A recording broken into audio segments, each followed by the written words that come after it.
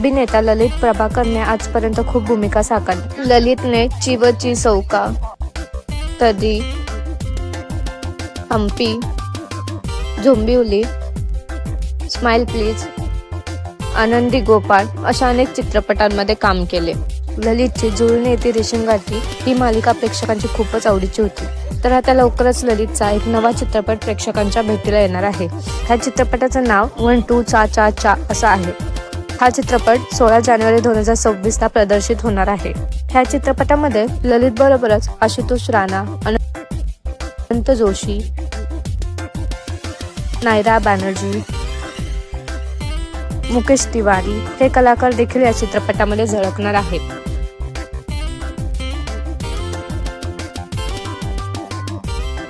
मला ललितचा हा नवा चित्रपट पाहायला आवडेल का हे आम्हाला कमेंटमध्ये नक्की सांगा. धन्यवाद.